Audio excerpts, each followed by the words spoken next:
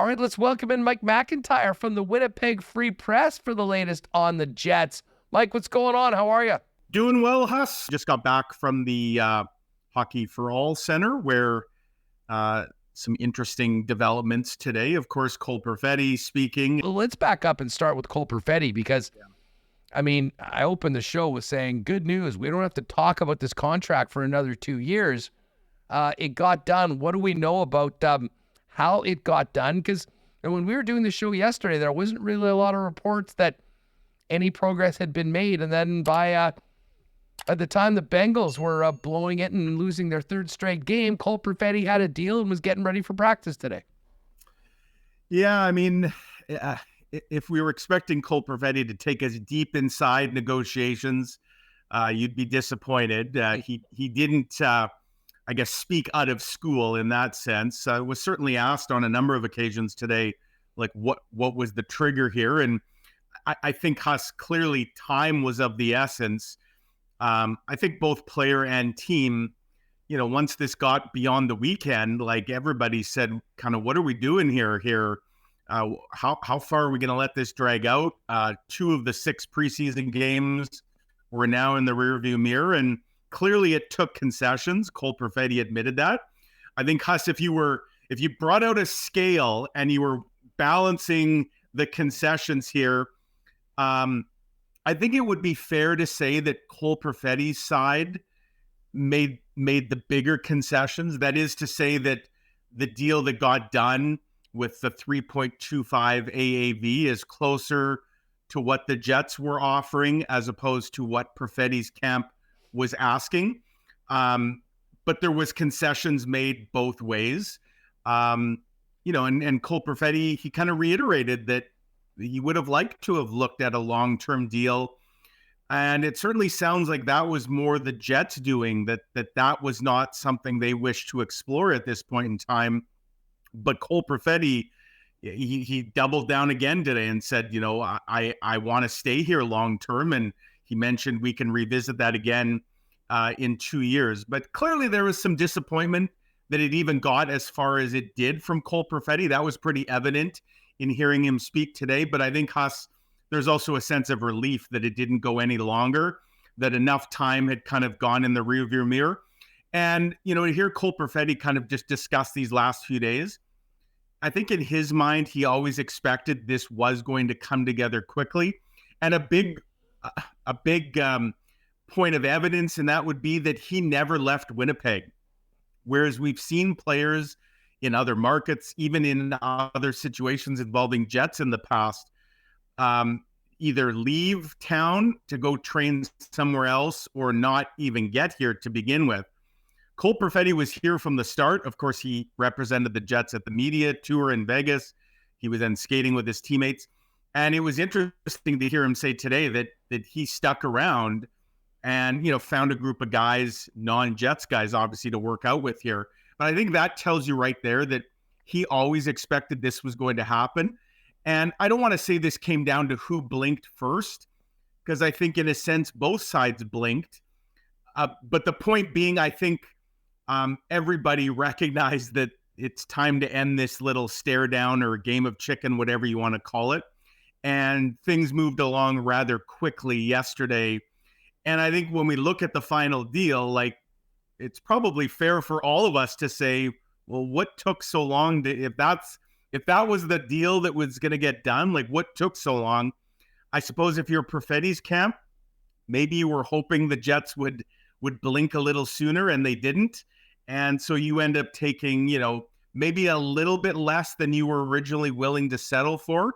But at the end of the day, he just wants to play hockey. And he made that very clear today that he's anxious to now focus on the hockey side of things.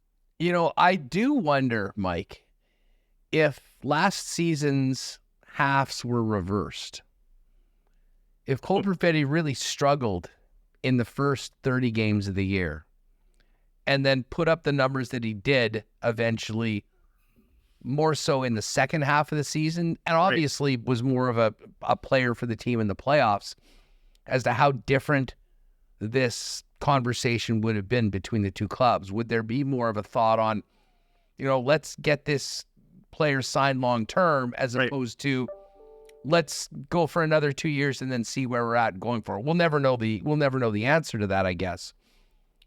But I was a little surprised that, that maybe there wasn't more thoughts, because the Jets at times before have kind of, I don't want to say bought low, but got in with players on long-term deals that have really turned out to be very beneficial to the club long-term. This seemed like there was an opportunity to do that. I don't know. Like, what's your takeaway on this as far as how the Jets... Listen, they want this young man. He's going to be playing a lot. He's going to have a big role this team, but it does seem like maybe there's a little bit still to be proved for Cole, based on what we've learned about these negotiations before he gets that long-term deal and spends the majority of his career here in Winnipeg.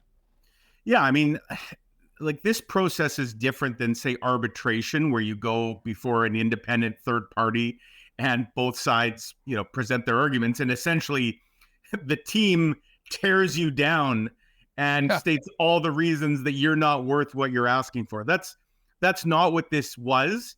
And in that sense, I don't think Cole Perfetti would take this as personal as if he had gone through arbitration and lost. That being said, your point is a good one, Huss, about the splits and if they were reversed. And I agree with you. I mean, I think if that was the case and he had progressively been coming on strong as the year went, I do wonder if the Jets would have had a little more confidence to put 8 years beside a number as opposed to what they just did now. There is something to be said, and T-Well mentioned this, but you could also say that if he struggled the way they did at the end of the season, early on in the season, he might not have had the opportunity to play in the second half of the season. But, for the sake of argument, timing is everything. Recency bias is a thing. And I do think the struggles that he had in the second half of the season certainly were a big factor on how it even got to this point, and the fact that they really didn't go down the road of an extensive long-term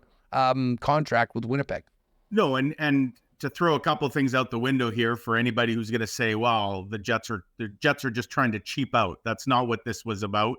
Them not going long-term right now has nothing to do with the Jets trying to be cheap. They have the money. They could have gone long-term. Like, it's not like they didn't have the cap space. And I fully suspect they will go long-term with Cole Perfetti.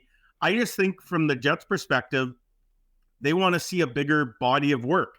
Now, Huss, you can make a valid argument that this could end up costing Winnipeg, that if Cole Perfetti absolutely pops off now these next 2 years, the number that his agent will be coming back to Kevin Cheveldayoff with in the summer of 2026 is going to look a lot different than what Perfetti would have been asking for on a long-term deal in 2024, and that this may cost the Jets. Now, I think what we can safely assume, Huss, is that's a risk Winnipeg is willing to take. They're willing to, and you could almost say that would be filed away under a good problem to have. Like, the Jets would happily pay a king's ransom if Cole Perfetti over these next 2 years basically outperforms this deal and now earns himself a significant new deal. So, that's clearly a risk they're willing to take. And I think it's a risk that they can absorb because of the money that's going to be coming off the books. Like, look even as early as next year, there's a lot of money that the Jets will now have to play with. And, that's assuming that they don't extend Neil Pionk and Nikolai Ehlers, which they very well could do. But if you just take the money off those pending UFAs off the books, the Jets are going to have a lot of money, and they now have not committed, certainly next year, to tying any of that up with Cole Perfetti in terms of a major number. So they've got some real flexibility here, and maybe that's exactly what they want to have, that they've got a number of directions they could go, and they've kind of left all avenues open in that sense, including with what they eventually do with Cole Perfetti. Well, and you know what? I mean, it's sort of a separate topic as to what this means for the season itself. But just to your point, Ehlers UFA, Iafallo UFA, Appleton UFA, Nemetsnikov UFA, Axel UFA, and then, of course, Neil Pionk on the blue line. It's over $20 million in cap space when you put all the players together. So, I mean, the lineup could look significantly different. There's another side to that where if you got, 30% of your team playing in a contract year, often that brings out the best. It certainly did bring out the best in Neil Pionk the last time he was in a contract year, and that's why he got the deal that he did. But for Perfetti, their ability even as early as July 1 next year to extend Cole changes significantly depending on the decisions they make on many of these other players. For Cole right now, though, the job is to come in to camp, make up for some missed time, and establish himself as a reliable, productive player in that top 6.